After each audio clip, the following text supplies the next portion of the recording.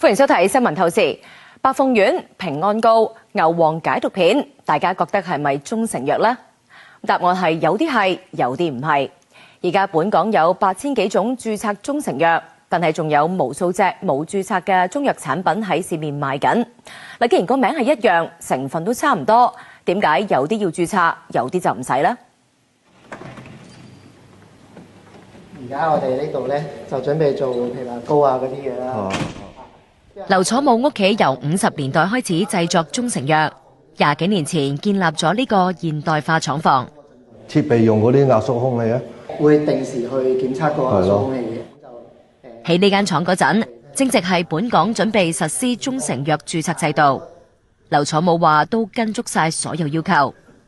而家呢個中成藥註冊嘅持有人咧，亦都按規定，亦都要監管所有嘅生產嘅藥物係合法合規嘅，同埋每一個程序都要檢測啊、化驗啊，唔好話計廠房啊、人員啊、其他啲費用啦，淨係投放咗化驗費啊，咁多年嘅化驗費，其他啲報告咧都起碼一隻都要20-30萬。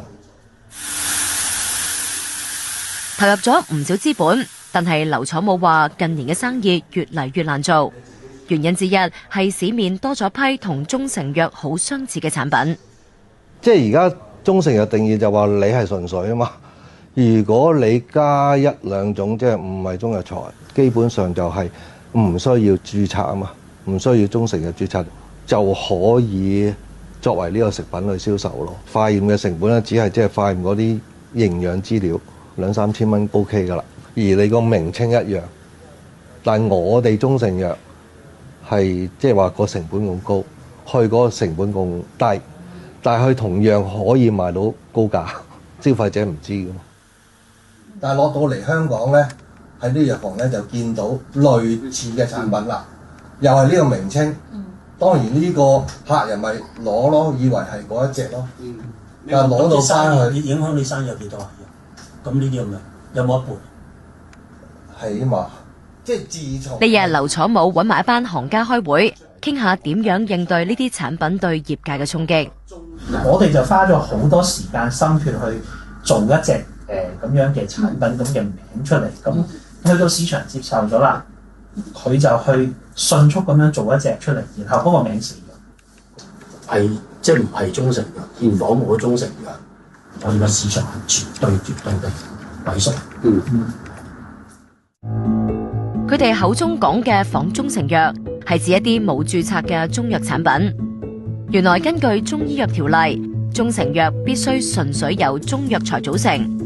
換言之，只要產品入邊有一種成分唔係中藥材，就唔需要做中成藥註冊，唔受到相關條例規管。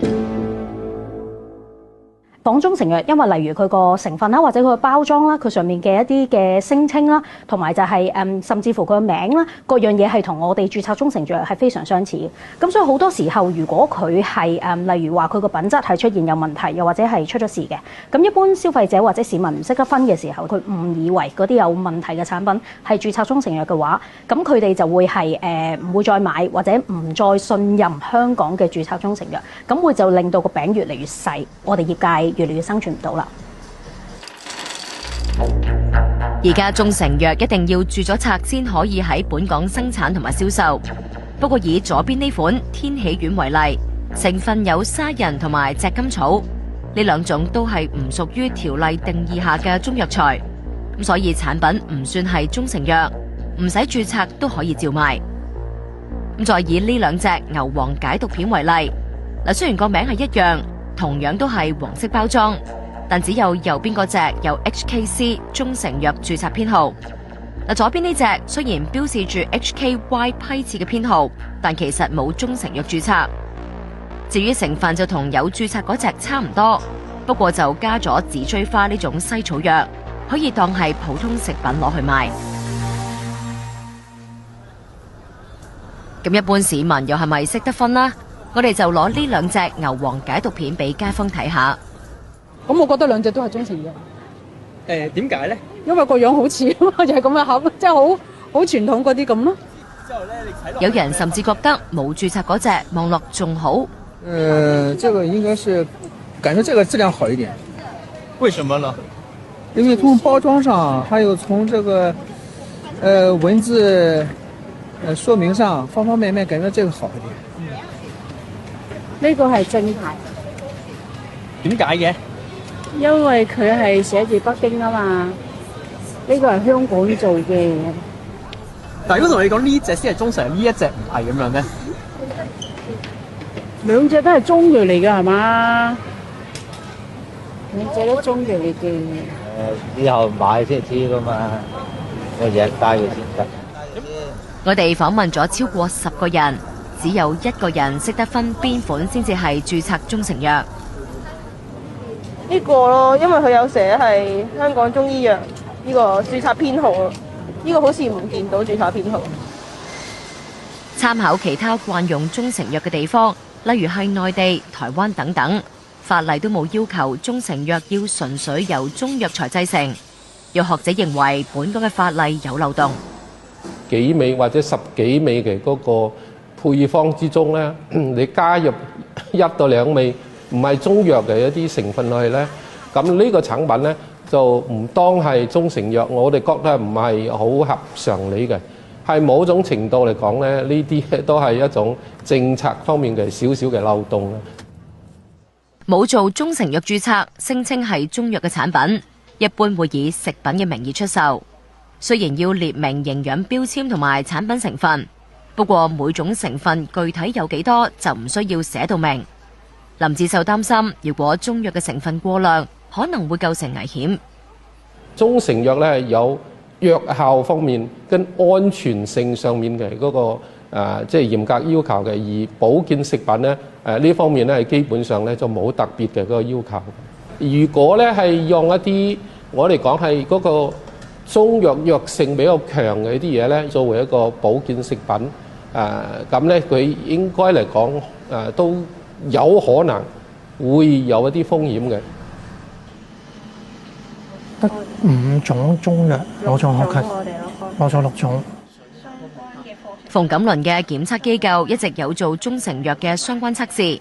佢話每款中成藥註冊之前，都要揾佢哋呢啲獨立嘅實驗室檢測產品嘅成分。喺呢個中成藥註冊制度底下啦，咁其實咧藥廠嗰邊啦係需要提交安全報告啦、穩定性嘅報告啦、品質報告啦同埋毒理嘅報告㗎。要睇翻呢一個藥材入邊會有啲乜嘢指標性嘅化學成分，合乎資格嘅實驗室啦已經做咗相關嘅測試嘅啦。咁所以啦，佢哋嗰個藥效啊、安全啊都已經係確保咗咯。但係以食品出售嘅仿中成藥，當局話食物安全中心會抽驗中藥食品嘅輻射水平、微生物含量等等，確保食用係安全。不過就承認唔會檢驗產品嘅中藥材成分，亦都唔會測試產品嘅成效。咁啦，如果係食物嘅話咧，咁我哋只需要符合咗香港有關嘅食品條例咧，咁就可以喺香港市面上售賣咯。但係咧，咁當然啦，喺食物條例入邊咧就唔會包括成效呢個範疇嘅，佢個藥效咧就會冇保障啦。其實早喺2018年，申訴專員公署就批評中醫藥條例嘅定義造成監管漏洞。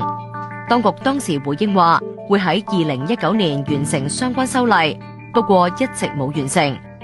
直到舊年嘅中醫藥發展藍圖，當局先再提出要修訂中成藥嘅定義，期望今屆立法會任期之內完成。